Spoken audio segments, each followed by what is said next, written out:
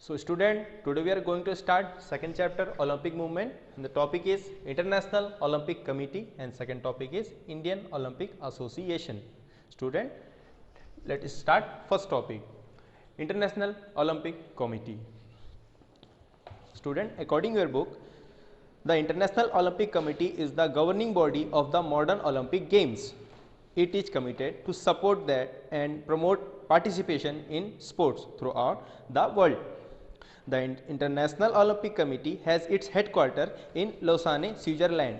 It was created by Perry Baron de Coubertin, 23rd June 1894. Greek Demetrius Veklas was its first president. Student, जैसा कि हमने Olympic के history के साथ study किया था, तो क्या हो गया? सो स्टूडेंट, हम लोग स्टडी कर रहे थे ओलंपिक के हिस्ट्री का, जो हम लोग ने इससे पहले पार्ट में कर लिया. स्टूडेंट, ओलंपिक जो है एक गेम का वो लेवल है जिसे हम बहुत हाई लेवल मान के चलते हैं, उसके ऊपर और नहीं, बस वही एंडिंग पॉइंट होता है. ओलंपिक तक हम बहुत मेहनत से, बहुत हार्ड वर्क से पहुंचते हैं, बहुत सारे कोशिश हमें चाहिए, तब हम जाके वहां पहुंचते हैं. ओलंपिक खेलना ही नहीं, अपने आप में ओलंपिक में अगर हम पार्टिसिपेट भी ले लेते हैं तो भी एक अपने आप में बहुत बड़ी बात है. स्टूडेंट, जैसा कि आजकल जो चलते आ रहा है इसे हम मॉडर्न ओलंपिक कहते हैं. इसके फाउंडर कौन थे? पेरी बैरन डी कबर्टिन. और इसके हेड ऑफिस कहाँ है? Lausanne, Switzerland. और ये कब फाउंड हुआ था? तो डेट आपका मेंशन बुक में किया गया है 23 जून 1894. और जो पहले प्रेसिडेंट इनके बने थे Greek Demetrius Vikelas was its first president. Okay student, तो मॉडर्न ओलंपिक के बारे में जो है आईओसी इसको गवर्न करता है. ये बात ध्यान रखिएगा, जो आजकल ओलंपिक चलते आ रहा है हमारा, इसे आईओसी गवर्न करता है. IOC it's mean international Olympic committee. यही ध्यान रखता है कि किस कंट्री में कब ओलंपिक ऑर्गेनाइज करना है, कौन से डेट में ऑर्गेनाइज करना है. ओके स्टूडेंट, ओलंपिक के सारे रूल्स एंड रेगुलेशन, कौन से कंट्री से कितने प्लेयर, कौन से इवेंट ओलंपिक में होने जा रहे हैं, कितने प्लेयर पार्टिसिपेट करने जा रहे हैं, इन सब तमाम बातों का यह ध्यान रखता है. कौन? आईओसी. ये गवर्निंग बॉडी है मॉडर्न ओलंपिक का. तो स्टूडेंट, चलिए हम और भी कुछ देखते हैं कि मॉडर्न ओलंपिक में कितने ऑफिशियल्स होते हैं, इनका क्या वर्क होता है, क्या फंक्शन होता है. चलिए हम जानते हैं. सो स्टूडेंट, अगर हम मेंबर का बात करते हैं तो मेंबर इसमें प्रेसिडेंट, वाइस प्रेसिडेंट और बहुत सारे इसमें अलग अलग कंट्री से चुने गए मेंबर्स इसमें स्टाफ के रूप में काम कर रहे होते हैं. स्टूडेंट, अब इस मॉडर्न ओलंपिक का जो हम लोग बात किए थे, तो स्टूडेंट इसमें यह भी था कि समर और विंटर, इसका भी हमें ध्यान रखना है.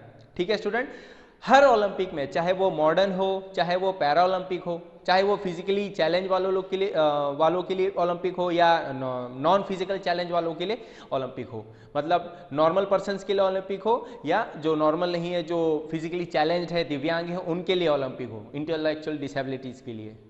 समर और विंटर का जो मैटर है ये दोनों में आता है.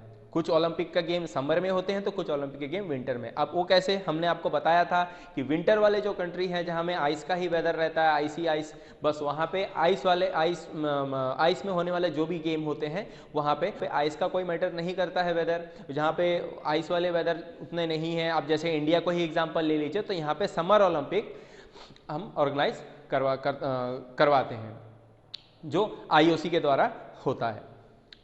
तो अब जो हम बात कर रहे थे नॉर्मल और जो इंटेलेक्चुअल डिसेबिलिटी वाले इंडिविजुअल्स हैं, तो उसमें भी होते हैं कि जो इंटेलेक्चुअल डिसेबिलिटी वाले इंडिविजुअल्स हैं, कुछ ऐसे भी होंगे जो आइस वाले कंट्री में होते होंगे, तो उनके लिए वहाँ क्या ओलंपिक, विंटर ओलंपिक होता है. और जो इंटेलेक्चुअल डिसेबिलिटी, वो इंडिविजुअल जो आइस वाले वेदर वाले कंट्री पे नहीं रहते हैं, वो नॉर्मल, जैसे इंडिया ले लीजिए, ऐसा यूएस ले लीजिए, ऐसे नॉर्मल जहाँ पे आइस वाला वेदर में कोई मैटर नहीं करता है, तो वहाँ पे वो इंटेलेक्चुअल डिसेबिलिटी प्ले करते हैं.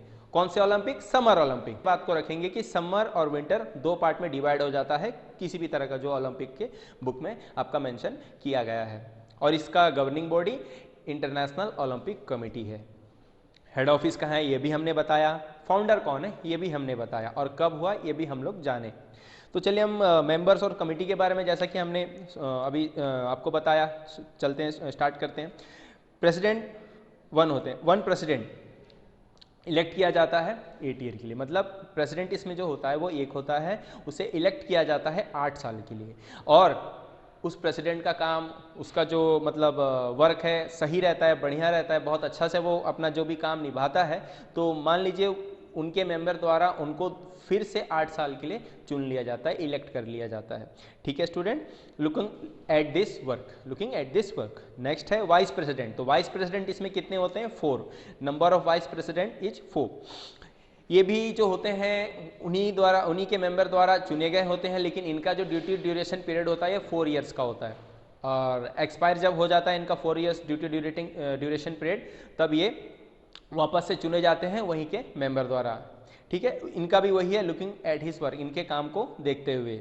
Student, all the member the IOC executive board are elected by the IOC session. All the members of IOC from various countries. सारे मेंबर्स जो है ना, ऐसा नहीं है कि सारे के सारे मेंबर्स कोई पर्टिकुलर सिंगल एक कोई कंट्री से होते हैं, अलग अलग कंट्री से होते हैं। वर्ल्ड में कितने सारे कंट्रीज हैं, अलग अलग कंट्री से मेंबर्स वहाँ पे काम कर रहे होते हैं। ठीक है स्टूडेंट, मेंबर्स के बारे में भी हमने जाना जो कमेटी के हैं आईओसी के। अब हम जानते हैं कि फंक्शन क्या है, मेन फंक्शन आईओसी।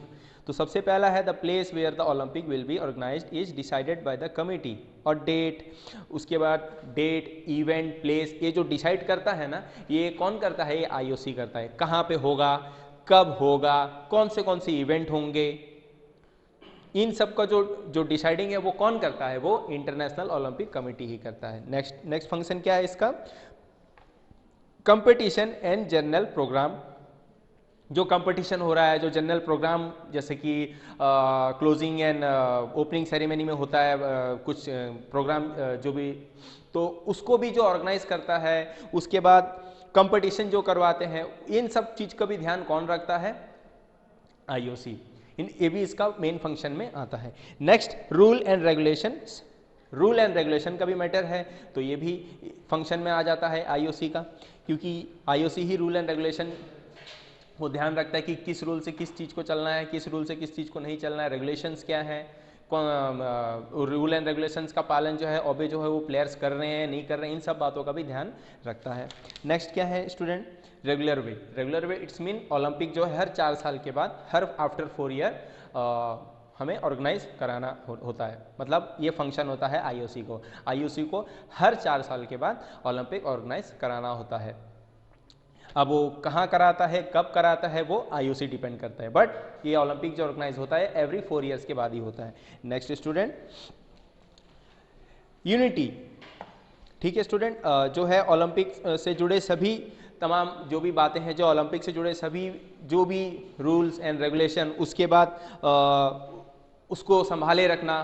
कोई ऐसा नहीं कोई एक्टिविटी हो जिससे ओलंपिक का किसी रूल एंड रेगुलेशन में कोई प्रॉब्लम हो, ऐसा इन चीज़ को पर भी ध्यान रखता है आईओसी। नेक्स्ट, जो होता है ना भेदभाव, ये भी नहीं होना है। मतलब स्पोर्ट्स एक ऐसा चीज़ है, इसमें जाति, धर्म, बॉडी कलर, इन सब चीज़ों को नहीं देखा जाना चाहिए, फ्री फ्रॉम डिस्क्रिमिनेशन होना चाहिए, तो इन सब बातों का भी ध्यान रखता है। वुमेन्स, अब वुमेन्स को भी काफ़ी कोऑपरेट एंड सपोर्ट करता है स्पोर्ट्स के लिए।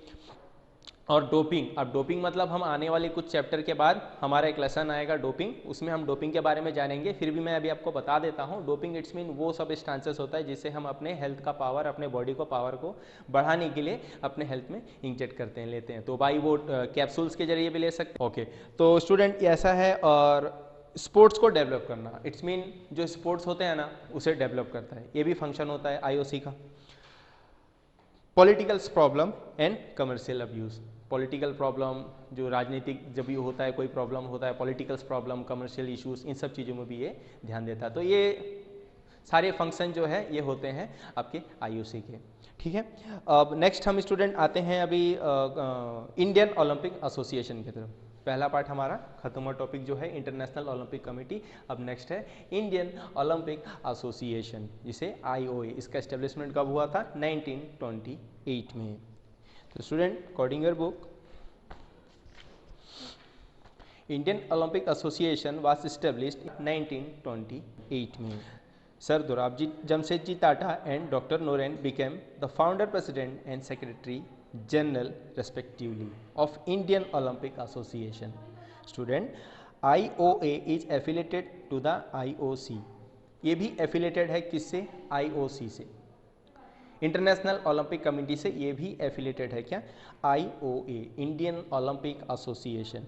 Student in 1928 sir Dorabji Jamshedji Tata resign from the post. जो फर्स्ट जो ये थे IOA is affiliated from IOC। Sir Dorabji Tata was elected the first IOC member in India. India की तरफ से फर्स्ट IOC मेंबर कौन इलेक्ट किए गए थे, सर दोराबजी जमशेदजी टाटा। लेकिन 1928 में इन्होंने रिजाइन दे दिया अपने उस पोस्ट से। फिर उसके बाद नेक्स्ट कौन बनते हैं आपके जो प्रेसिडेंट है, Maharaj Bhupendra Singh became the president at IOA। Student in the Olympic games of 1928 which were held in Amsterdam, जो नीदरलैंड का कैपिटल्स है, the Indian hockey team Amsterdam में जब हुआ था आपका ओलंपिक, उसमें पार्टिसिपेट किए इंडियन ओलंपिक टीम, और उसमें उन्होंने गोल्ड मेडल विन किया था सबसे फर्स्ट। उसी के बाद और हम और आगे चलते हैं स्टूडेंट।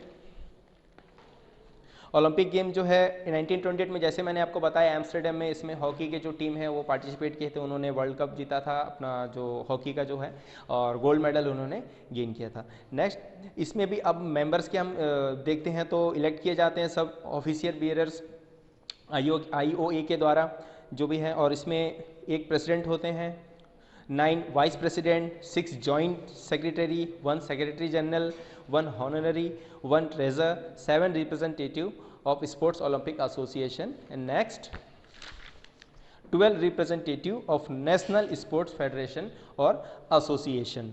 ये तो इनके मेंबर्स हो गए, किसके, IOA के। अब ऑब्जेक्टिव जो हम इनके जानते हैं, क्या उद्देश्य है, क्या ऑब्जेक्टिव है, तो सबसे पहले हम देखेंगे development and promotion of the Olympic movement. जो ओलंपिक मूवमेंट होता है ना, इसको डेवलप करना, इसको प्रमोट करना। इंडिया से जो ओलंपिक में पार्टिसिपेट करने जा रहे एथलीट्स, जो स्पोर्ट्स प्लेयर होते हैं, उनको डेवलप करना, उनका कोचिंग में ध्यान देना, उनको प्रमोट करना, और अगर ओलंपिक गेम इंडिया में ऑर्गेनाइज हो रहा है तो उन सभी तमाम बातों का ध्यान रखना जो IOC से द्वारा रिलेटेड है, जो भी उनका रूल एंड रेगुलेशन है, उनके मार्गदर्शन उनको लेकर ही चलना। ठीक है, ये भी काम होता है IOA का। Next student official organisation responsible है, जो ऑर्गेनाइजेशन है रिस्पॉन्सिबल होता है आपका जो भी है ओलंपिक में हो रहे मूवमेंट का, जो भी वर्क होता है उसमें, जो भी रूल एंड रेगुलेशन, कौन से इवेंट क्या है, जो भी है ओलंपिक के अंदर होने वाले काम, इसका कौन रिस्पॉन्सिबिलिटी लेता है, ऑफिशियल ऑर्गेनाइजेशन जो IOA का इंडिया पे है। Next promote encourage physical, moral and culture education. Promote करना है physical education, moral education and cultural education को। Physical education you know, then moral education it's mean personality development जो भी होता है उसका जो एजुकेशन होता है, पर्सनालिटी डेवलपमेंट, एक ऐसा एजुकेशन जिससे आपका पर्सनालिटी डेवलप हो, उसे मोरल एजुकेशन कह सकते हैं। Cultural education you no, cultural education भी डेवलप होता है इससे।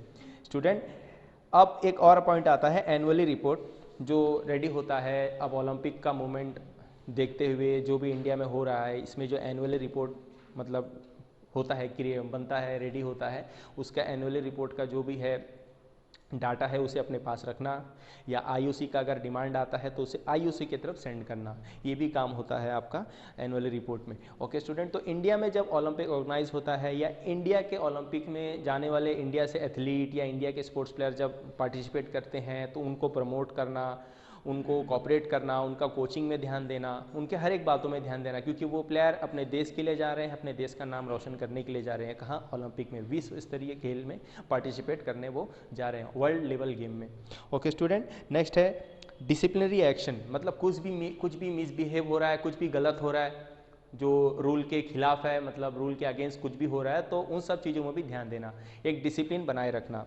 कोऑपरेट कंट्रोलिंग, जो कोऑपरेट होता है, कंट्रोलिंग होता है, टीम को, स्पोर्ट्स प्लेयर को हमेशा रखना है, हमेशा देना है, कोऑपरेट करते रहना है, कंट्रोल उनको करना है।